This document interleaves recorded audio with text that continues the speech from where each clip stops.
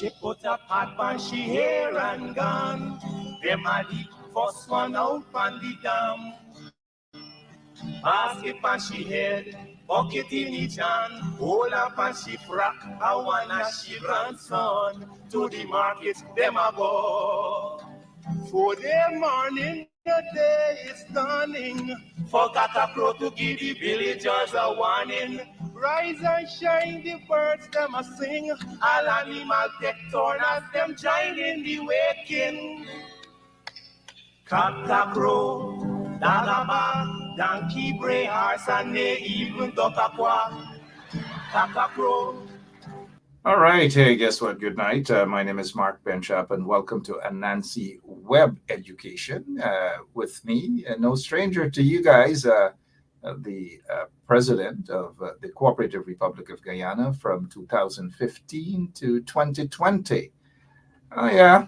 And he is with us, as always. And I know this is Anansi Web Education, and not so long ago, the former president of the Cooperative Republic of Guyana, celebrated along with his wife, Sandra Marie Granger. They celebrated their 54th wedding anniversary. And so, on behalf of all of us here at 107.1 FM and all of you who are watching, whether in Guyana, outside of Guyana, wherever you are, to wish them both happy wedding anniversary, a happy anniversary. 54 years, that's quite a long time. Good night, sir. How are you? Hello, Mark Anthony. Good night, and thank you for your kind greetings. Sandra and I do appreciate your friendship and the greetings that you have extended to us on behalf of your viewership. And we would like to thank you very much for that. Thank you, and we'll get right into our program. We're not going to get into how did you spend the day, and we know exactly in your garden something nice, some nice meal prepared, and we're not going to get into any other things. So don't expect any other question concerning this here at all. Your 54th wedding anniversary. Congratulations to you both. Thank you for understanding. Yeah, please convey my regards. It's a family. We spent. I don't want to step out of line here, but we had a good day with our family, our grandchildren, and although it was the 30th of May, we had a family lunch just before that actual day. But every year we try to be with our family, particularly our grandchildren, as we celebrate that. We got married in the year of Guyana's becoming a republic in 1970. So it's easy to keep check. We don't miss the years. But thank you very much for greetings. Easy to keep check indeed. You got married even before I was born. I don't want to give a hint on my birth anniversary, but 54 years. My gosh, congratulations to you both. Still looking good. Let's move on with our program. Today, we want to deal with this subject here, which is the Guyana's path to independence. As you all know, we celebrated our 58th independence anniversary not so long ago. And today, we are talking about the path to independence, which became deadly and destructive as a direct result of the People's Progressive Party's campaign of terror. The PPP General Secretary called the party's campaign the Hurricane of Protest.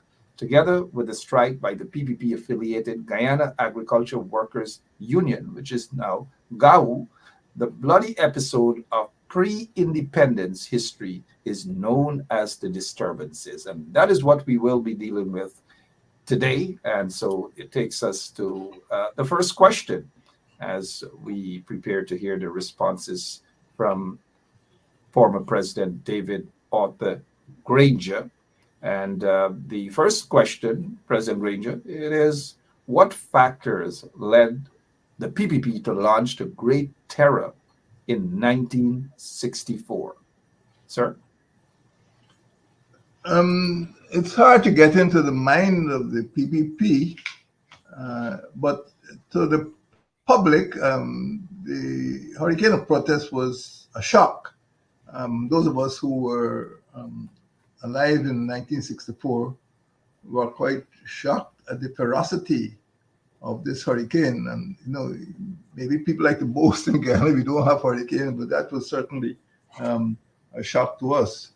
Um, I think you have to understand, the mentality of the party, and you have to understand what the world was like in the mid 1960s. We were in the midst of a Cold War, and I think in many um, colonial territories, many countries which had not yet gained their independence, they were fighting wars of liberation against the European empires, Britain, France, Netherlands, Portugal, and Spain mostly.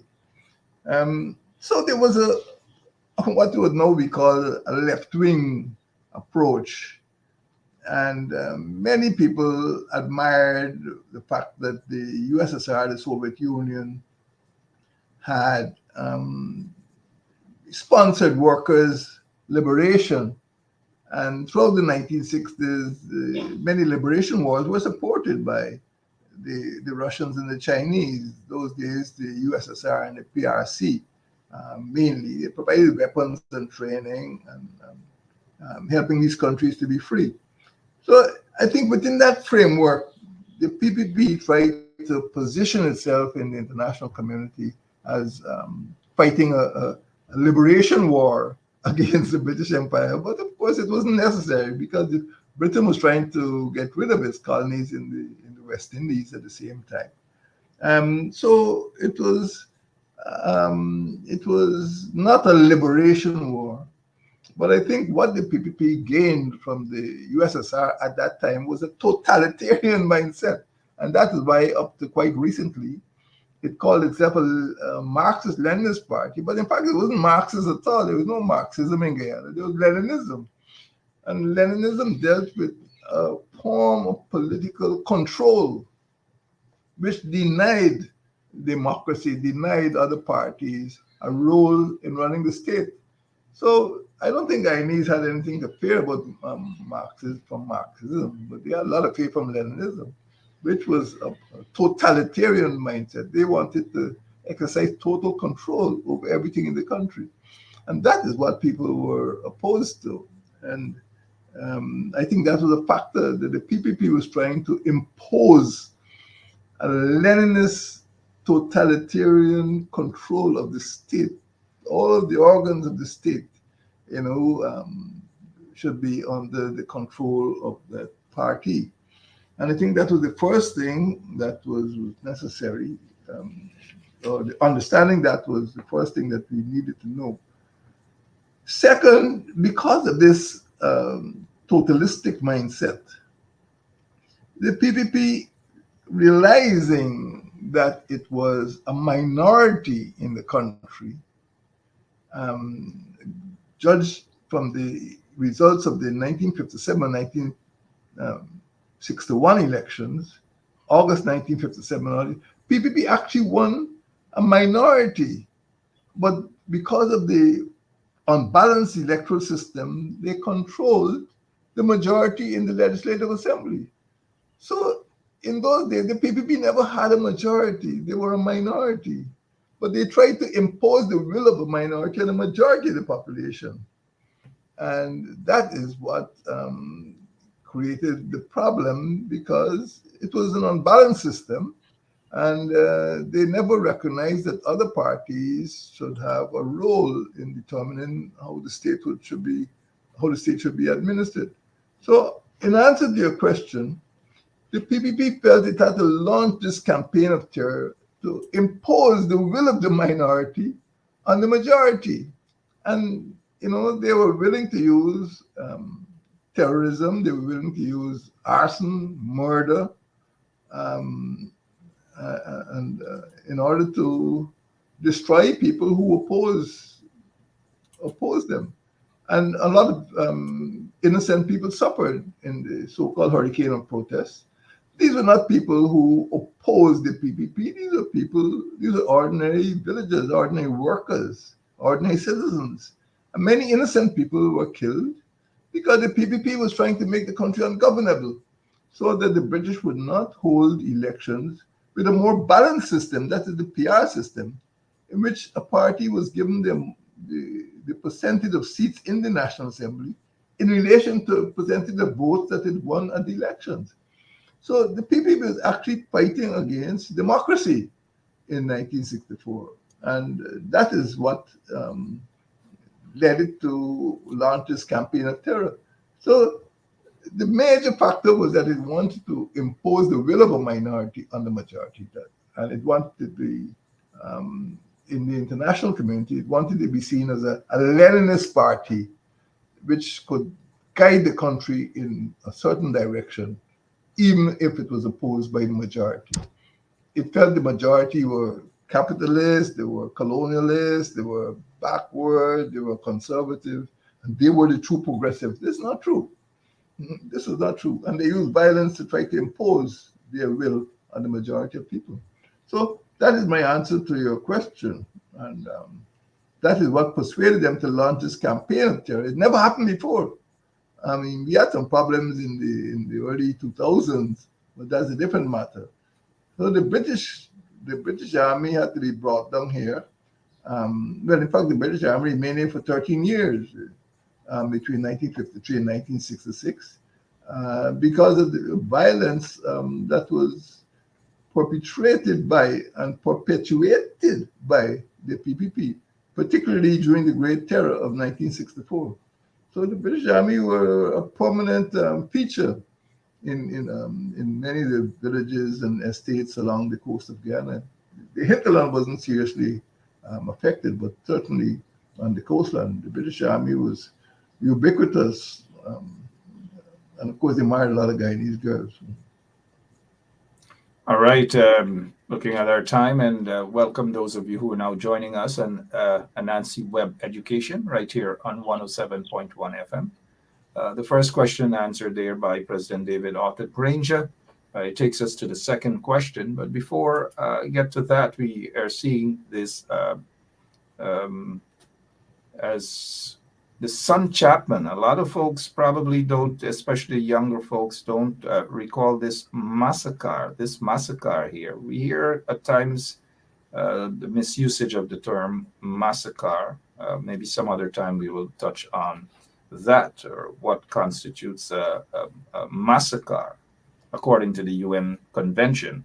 But the Son Chapman was indeed a massacre where scores of persons were murdered as a result of dirty politics by the PPP.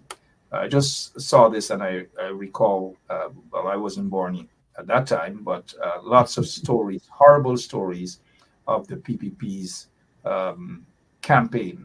terror campaign against Guyanese.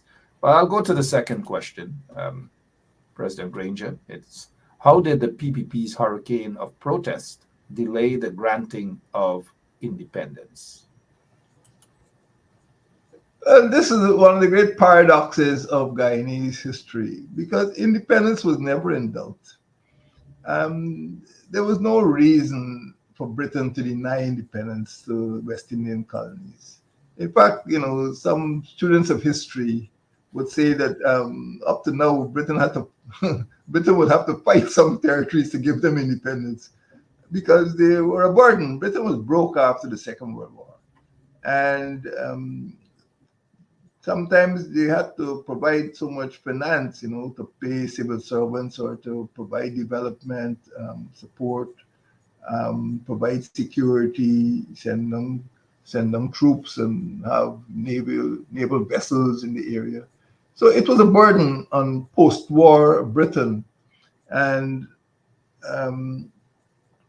I would say that for most of the time after the 1950s started, Britain was guiding the West Indian colonies, particularly the bigger colonies, Jamaica, Trinidad, Barbados, and British Guyana, towards independence. And it was never in doubt that we would get independence. The question is, how soon? Britain created or sponsored the formation of something called the British West Indies Federation in 1958. But Guyana, which was a major which was expected to be a major player in the federation, refused to join, and the premier at the time put the deputy premier in the Legislative Assembly to create obstacles which prevented Guyana from joining. Of course, the PPP had other motives for not wanting to go into the federation. They've written about it. I don't want to go into that at present. But the fact is that by staying out of the federation, Britain wanted to have the colonial Caribbean go into this federation to gain independence.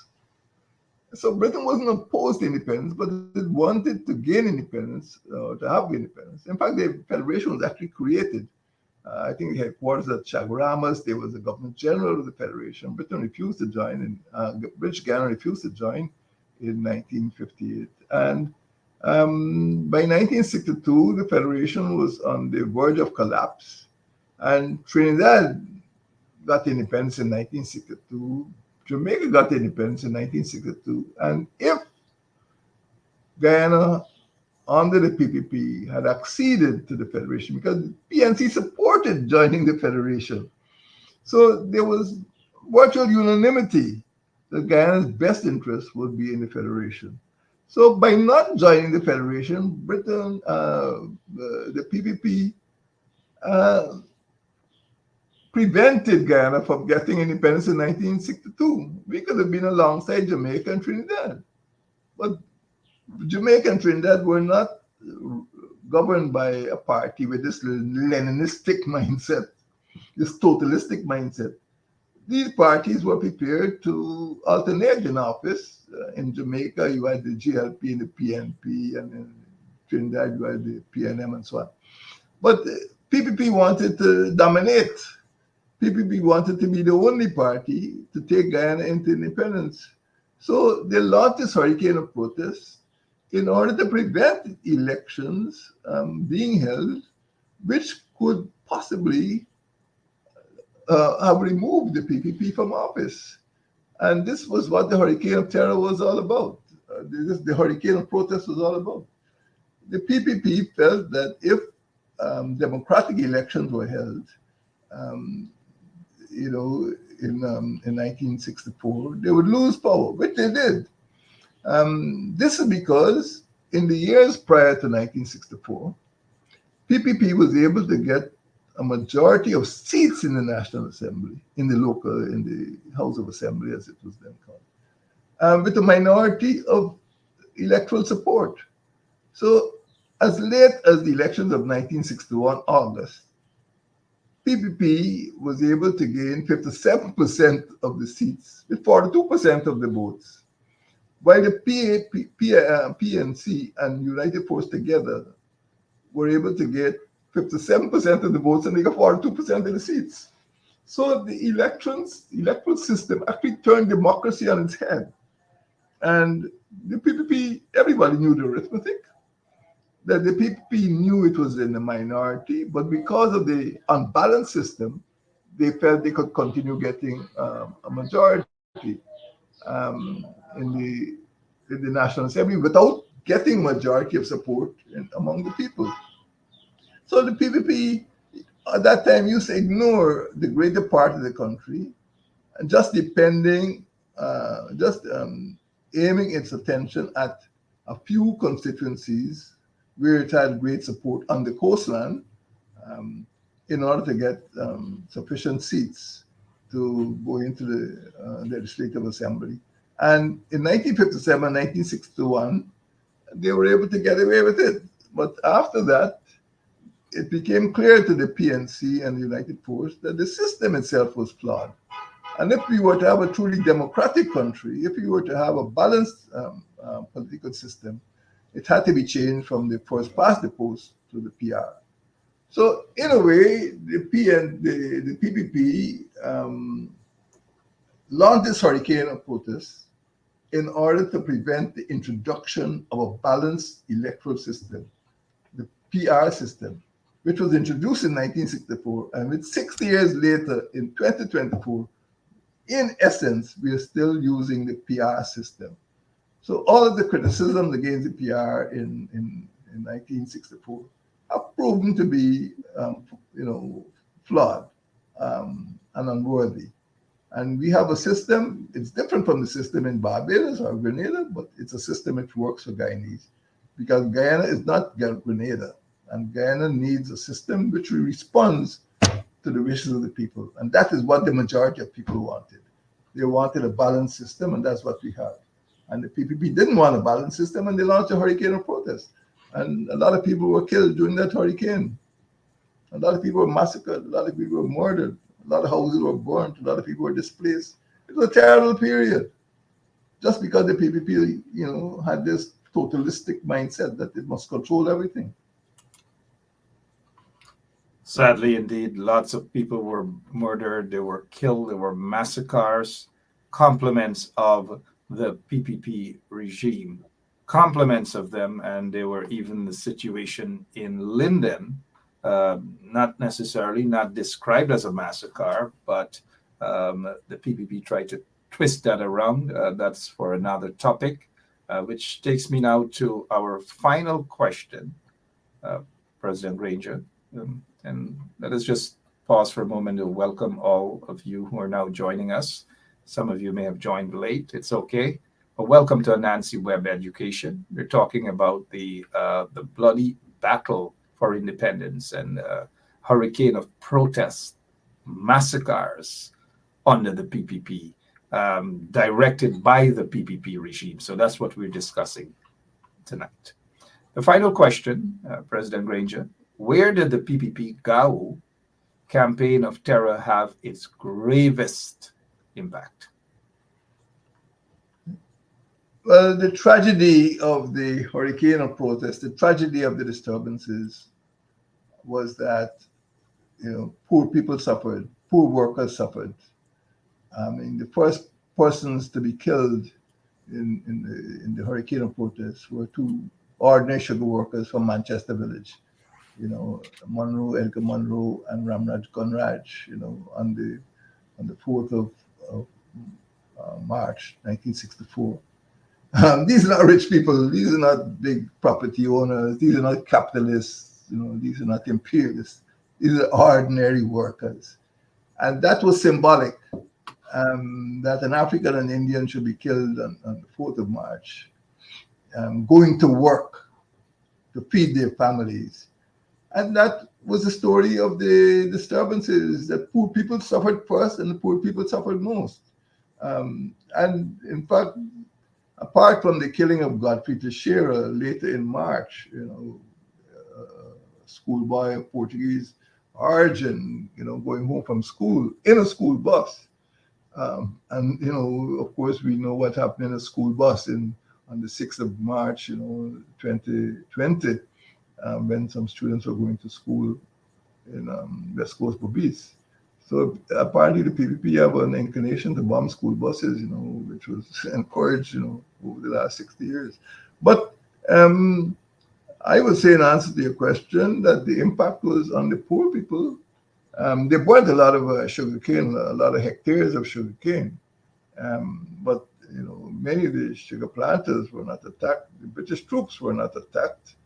The people who were attacked were ordinary poor people. And this is in keeping with the PPP's aim to make the country ungovernable.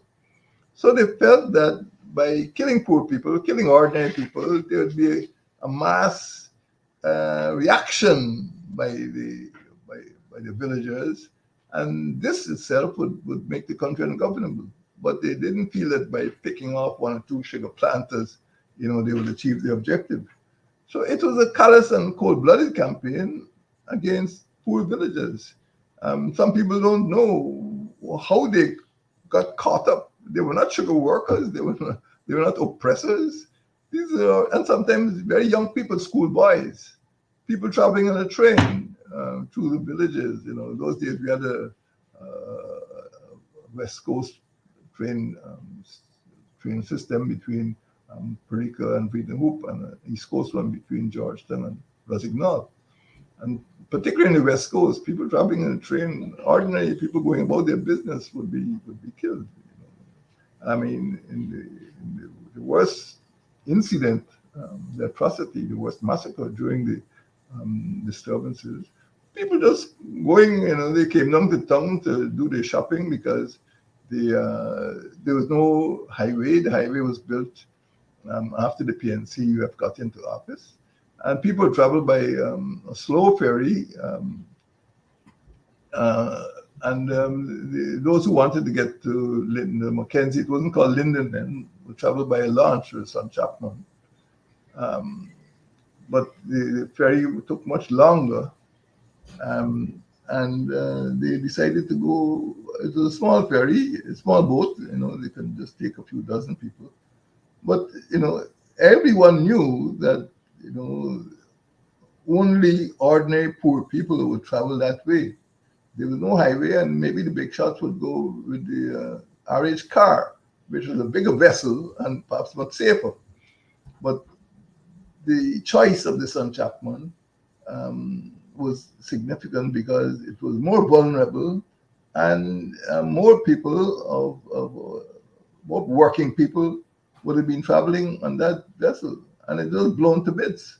I mean, when you read the stories of the deaths, I think in one well-known book called The Western File, people were described as having drowned, but in fact, it was a river of blood.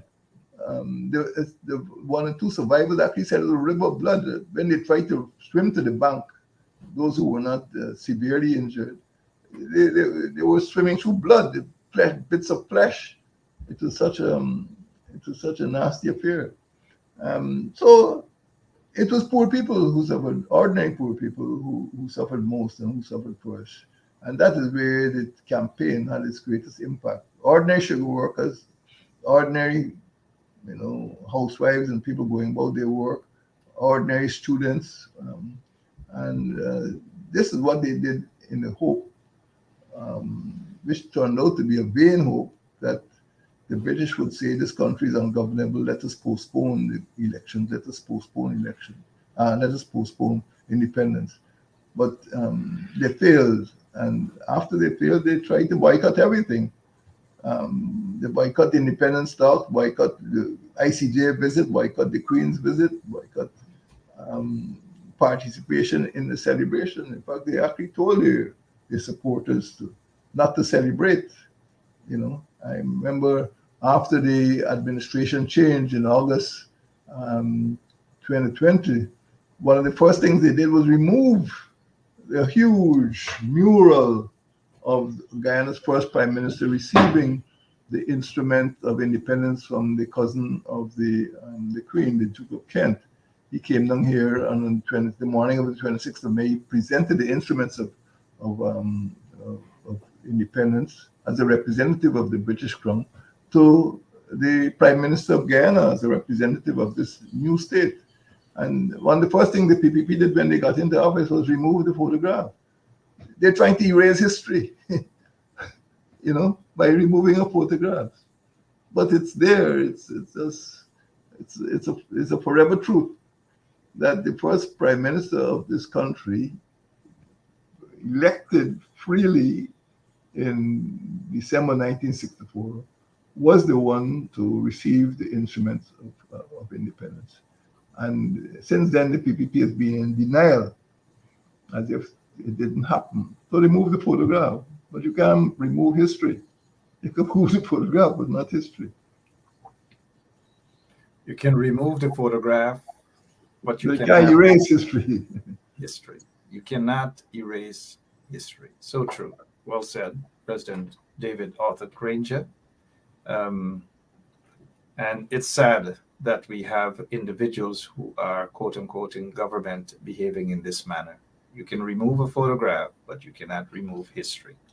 Today we dealt with the bloody battle for independence, and we answered, President Granger answered these three questions. What factors led to the PPP launch of the Great Terror in 1964? And how did the PPP's hurricane of protest delay the granting of independence? And finally, we dealt with where did the PPP GAU, which is the Guyana Agricultural Workers Union campaign of terror, have its gravest impact?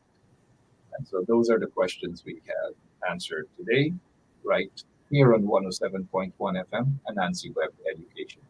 President Granger, thank you for walking us through the history there, talking about the hurricane of protest and how the PPP, their intention was to cripple Guyana by hurting citizens. And we know through all of the massacres and so forth um, by the PPP regime, the Son Chapman, and so forth and so on. Lots of deadly things and dangerous things happened in our country back then. Compliments of the PPP. President Granger, thanks as always for your time, and please do convey our warmest regards to uh, Mrs. Granger. Thank you, sir. Thank you and good night. Yeah. We'll be back again next week, same place, same time, right here on 107.1 FM with another episode of Anansi Web Education.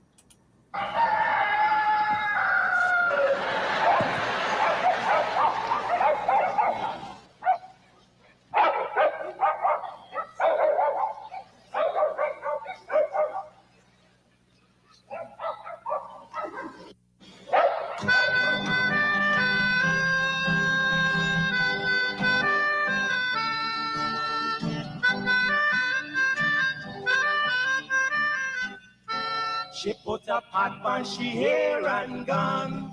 Them a the first one out on the dam. Basket on she head, bucket in each hand. Hold up on she frock, I wanna she grandson. To the market, them a go. For the morning, the day is dawning. For Catacrow to give the villagers a warning. Rise and shine, the birds them a sing. All animal take turn as them join in the waking.